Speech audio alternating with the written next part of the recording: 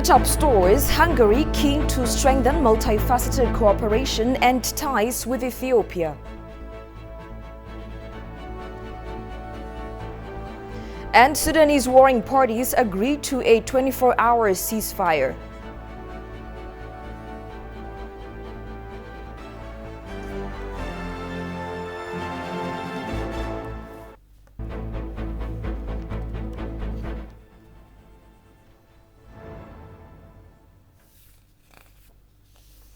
Hello and thank you for joining us. You're watching Addis News Hour with the news. I'm Tabitha John. Stay with us. Deputy Prime Minister and Minister of Foreign Affairs Demek Mekonnen held discussion with Hungary's Foreign Affairs and Trade Minister Peter Szijjártó. The Hungarian Minister of Foreign Affairs and Trade arrived in Addis Ababa for an official visit. He discussed with the Deputy Prime Minister and Minister of Foreign Affairs Demek Mekonnen and various government officials in order to strengthen multifaceted cooperation and ties between Hungary and Ethiopia. The two sides also discussed ways of deepening bilateral and multilateral diplomatic ties. Ethiopia and Hungary have more than 6 decades of diplomatic relations and bilateral cooperation, it was indicated. Briefing journalists after the discussion, spokesperson of the Ministry of Foreign Affairs, Meles Alem, said the Hungarian Foreign Minister's visit to Ethiopia ushers a new diplomatic era between the two countries. Listen to this. Hungary's foreign minister and his delegation visit were very helpful to strengthen ties between Ethiopia and the European Union. The foreign minister's visit showed that Ethiopia is going out of the crisis it has faced and moving towards a new diplomatic path. The spokesperson underscored that Ethiopia has significant roles to maintain peace and security in the region, adding that the way Ethiopia solved its own problem is exemplary for neighboring regions and beyond.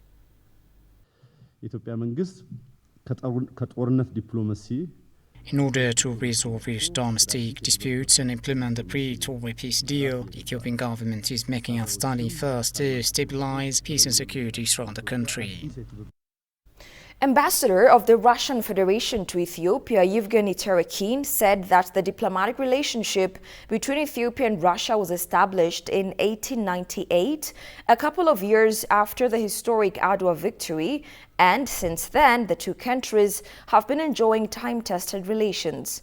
According to FBC, Ambassador Yevgeny Terekin said that the first Russian medical team arrived in Ethiopia in 1896, months after the Battle of Adwa, and treated thousands of wounded Ethiopians, and this laid the foundation for the thriving cooperation between the two countries in several socioeconomic spheres, such as health and education. When Ethiopia was invaded by fascist aggression in 1935, the Soviet Union was the first country that strongly condemned the aggression in the League of Nations, he added. The 125 years of diplomatic relations between the two countries has passed a long way and a great journey in both good and bad times, and this helped the two nations broaden their cooperation in multifaceted areas of cooperation, the ambassador pointed out. The visit of Emperor Haile Selassie to the Soviet Union in 1959 was the phenomenon which served as a basis for modern diplomatic relations between the two nations. Russia founded Bahardar Polytechnic Institute in 1966 and Melkawa-Kenna Hydroelectric Dam in 1989 and established a number of vocational education and training institutes in different parts of Ethiopia in a way to foster bilateral cooperation with the nation, he indicated. The ambassador added more than 23,000 Ethiopian students attended their higher education in universities of Russia, and we are still facilitating free scholarships for Ethiopians to enhance collaboration in the education sector, he added.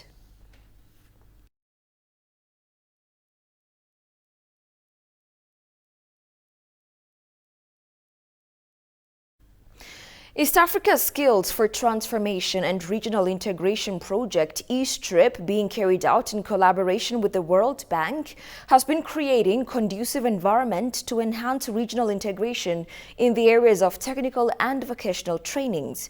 ESTRIP is a relatively new platform that, with a good collaboration from every stakeholder, by 2026, when successfully completed, the platform is estimated to bring about positive results, ETV learned. Teguster Nisa brings us up to speed. According to the 2015 World Bank Enterprise Surveys, over 25% of the former firm surveyed in sub-Saharan Africa identify an inadequate educated workforce as a major constraint, and over 29% of all production workers are rated unskilled workers by these firms. Shortage of specialized technical and vocational education and training (TVET) skills is particularly acute in transport, energy, manufacturing, including agro-processing and ICT, and this could slow the industrialization agenda. The East African Skills for Transformation and Regional Integration Project, ESTRIP, is a 5-year project funded by the World Bank and the government of Ethiopia, Kenya, and Tanzania to improve access and quality of TVET programs offered by selected regional flagship TVET institutes starting 2019. East African Skills for Transformation and Regional Integration Project, ESTRIP, being carried out in collaboration with World Bank, has been creating conducive environment for an enhanced regional partnership in the area technical and vocational trainings. Pertinent bodies from Tanzania, Kenya, and Ethiopia are gathered here in Addis Ababa to evaluate the successful implementation of ESTRIP project. Technical and Vocational Training State Minister at the Ministry of Labor and Skills, Tashale Berricha, urged for regional cooperation from all member countries and stakeholders. I would like to urge all implementing partners to strengthen the collaboration and relations between the countries so that we can capitalize on our achievement and we can easily resolve our challenges. Professor Idris A. Rai, Deputy Executive Secretary at Inter-University Council for East Africa, for his part stated that the whole idea of the flagship is to create youth that would contribute to the development for their respective nations. So the idea here is, the whole idea of this, of the project, is to build skills, young skilled labor that can employ themselves, but also that can support the development of the nation. And TVET has been forgotten for a long time. Even us as IUSA, Inter-University Council of East Africa, we've been largely focusing on universities since establishment in 1970s. But now our mandate has been expanded, and we are looking as well coordinating activities on TVET as well. World Bank representative to ESTRIP, Execution Jean Liang, indicated that the World Bank has been facilitating, financing, and putting in place best technical advice. The program is led by 3 governments, Ethiopia, Kenya, and Tanzania. We are only a facilitator. We are a financier and facilitator. We try to bring the best technical advice also to the countries and to the colleges. Ultimately, we hope good practices from ESTRIP, including how we work with industries, how we work with fellow institutions and fellow countries. How do we generate better skills and better employment outcomes for our graduates? Ultimately, we hope these good practices will spread across the continent. ESTRIP is a relatively new platform that, with a good collaboration from every stakeholder, which by 2026, when successfully completed, the platform is estimated to be with positive results, ETV learned. The Ethiopian Electric Utility, EEU, has disclosed that activities are being undertaken to provide electric power to more than 200 rural towns far from the national grid. It is stated that EEU, in collaboration with non-governmental organizations and associations engaged in the sector, has started activities to provide electric power to more than 200 rural towns that are far from the main grid through the ADEL program.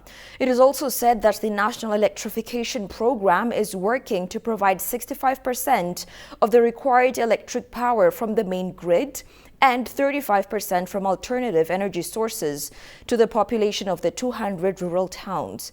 EU indicated that a total budget of 400 million USD has been reserved for the project, according to FBC. The project aims to provide economic benefits to people living in areas of the country far from the main grid and to ameliorate their livelihoods, EU further indicated.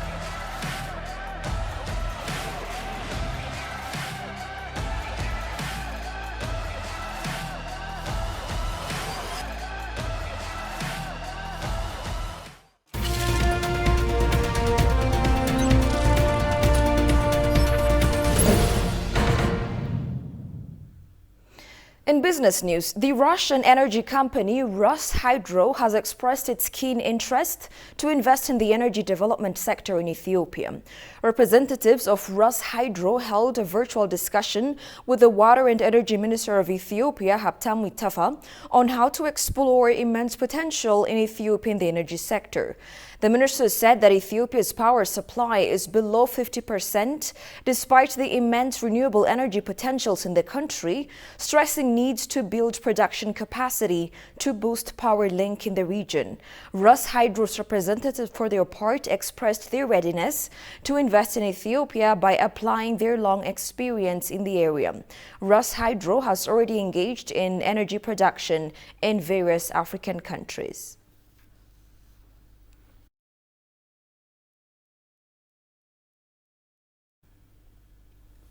The Secretary General of the African Continental Free Trade Area, AFCFTA, said the AFCFTA plays a pivotal role to reintegrate Africa and capitalize Africa-made products. The Secretary General, Wamkele Mene, also said the AFCFTA is the last opportunity for African economic transformation. He urged African governments to avoid bottlenecks and enhance ease of doing business to benefit from the pact. Let's take a look.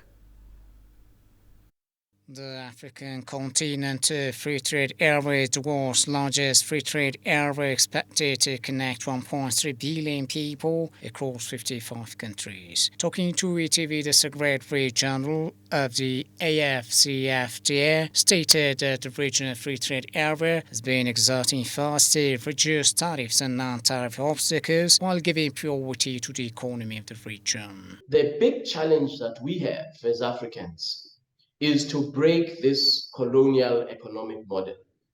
And the way to do that is by boosting intra-Africa trade, ensuring that we create a self-sufficient regional value chain system in Africa, create supply chains in Africa, and without disconnecting from global supply chains, because we cannot. But at the moment, we are in a very difficult situation, which has been underscored by the COVID-19 pandemic, that when global supply chains are disrupted, Africa is not able to provide herself with self-sufficiency. The Secretary General pointed out the continent contributes a minimum amount to the world economy. He urged cooperation is essential among African nations. Africa's contribution is relatively small, even though we're 17% of the world's population. And studies indicate that this is directly as a result of lack of industrial capacity, manufacturing capacity. The market is there, 1.3 billion people. But the productive capacity from a manufacturing point of view, an industrial point of view, there's still a long way to go. There's not, when I say there's not a single country that can be globally competitive, what I mean is this, that even an industrialized economy, the most industrialized economy in Africa, will still require an export market, will still require to import products or services from other African countries. The barriers that have existed and that continue to exist have actually contributed to that lack of growth of the African market. Given the lack of manufacturing capacity for both the continental and global economies, the AFCFTA should give more emphasis on developing the integrated intra-African market. Let's take, for example, the area of pharmaceuticals. In the year 2019, Africa imported $16 billion worth of pharmaceuticals because we don't have the productive capacity, because we are not an integrated market, amongst other reasons. Where we are able to consolidate a market and establish regional value chains for the pharmaceutical sector, or even establish regional value chains for the auto sector, we will be able to have an inclusive trade agreement on the one hand.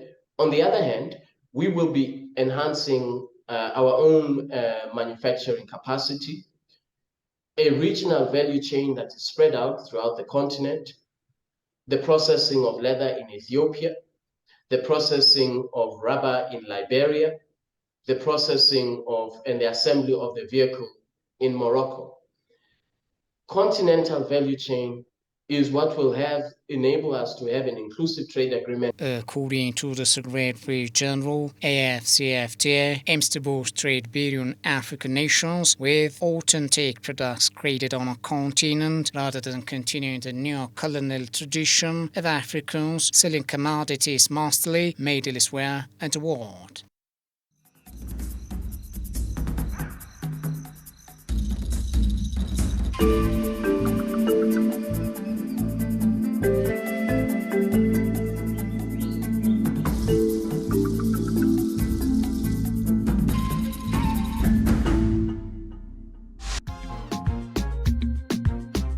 Conakry. Conakry is the capital of Guinea, a country in West Africa.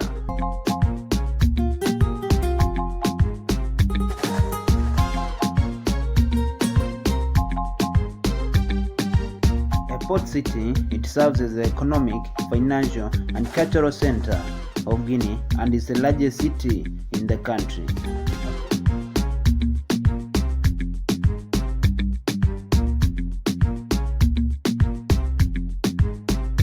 Manufacturers in the city include metal manufacturers, cement, food products, and fuel products.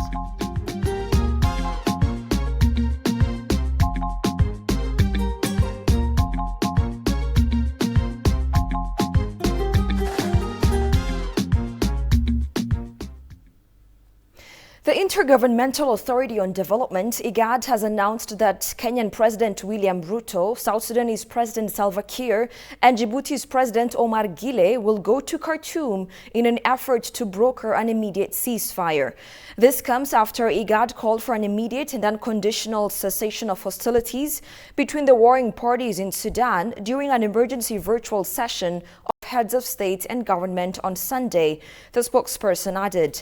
It is to be recalled that IGAD heads of state and government held an emergency virtual meeting to discuss the situation in Sudan. The leaders called on the Transitional Sovereign Council, General Abdel Fattah al-Burhan, and General Mohammed Hamdan Dagalo to stop the war and return to the negotiation table. It is stated that IGAD resolved to send President Kiir, President Ruto, and President Guelleh at the earliest possible time to reconcile the conflicting groups. It is also to be recalled that FEDRI's Prime Minister Abiy Ahmed reaffirmed Ethiopia's strong commitment to stand with the people of Sudan, enabling them to solve the current crisis in the country.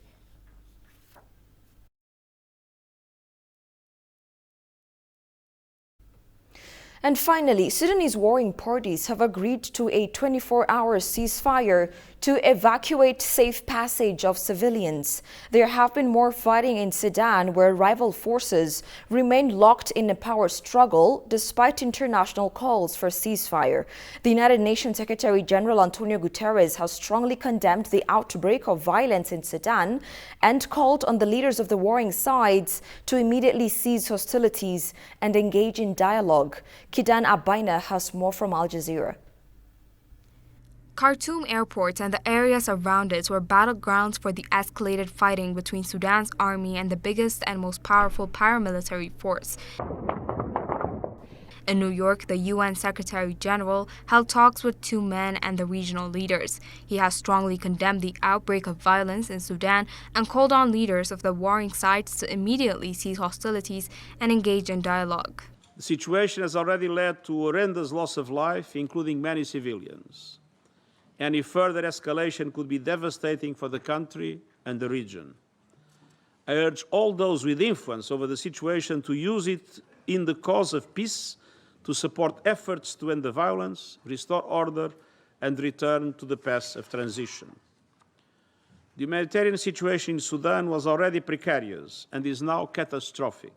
Explosions, airstrikes, and gunshots are heard across the capital as both sides claim they are making advances in strategic areas, but details on the ground are unclear. Footage released by the Sudanese military shows a number of rapid support force troops surrendering their weapons and equipment in Khartoum. The army says it resumed control of state TV and will use it to update the public. It also says it has retaken Merawi Airport in the north. This message is for all those who are saying that Merawi Airport is still under the control of the Sudanese army. Right now we are inside Merawi Airport. As you can see, there is a plane behind us and we are stationed here until the victory. The RSF also says an army-led battalion handed over vehicles to the Eastern Nile, parts of Khartoum. Sudan has been brought to a standstill after attempts to open a humanitarian corridor failed. Fighting destroyed Khartoum's main water station, raising fears of widespread food and water shortages. Hospitals are becoming targets and getting shelled. Only one still water bottle left. This is the one and only one. And everything is empty now. The water bottle section looks so empty. All the water, all milk, everything is empty here on the refrigerator. Wow. See, everything is colors. Nothing left. Food stock is not available. Many people have been injured and many evacuate. Doctors say they're running out of medical supplies. A power struggle between Army Chief General Abdul Fattah al-Burhan and his deputy Mohammed Hamdan Dagalo, commander of the RSF, triggered the outbreak of fighting on Saturday, with neither side willing to back down while airstrikes continue and the warring sides show no desire for talks, with the people of Sudan paying the heaviest price. You're watching Addis News Hour. Here's a reminder of the stories making headlines. Hungary keen to strengthen multifaceted cooperation and ties with Ethiopia.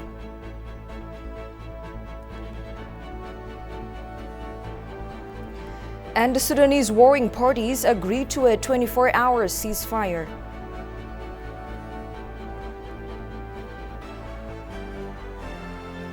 And that's all we had for now. I'm Tabitha John. Many thanks for watching. Have a good night and take care.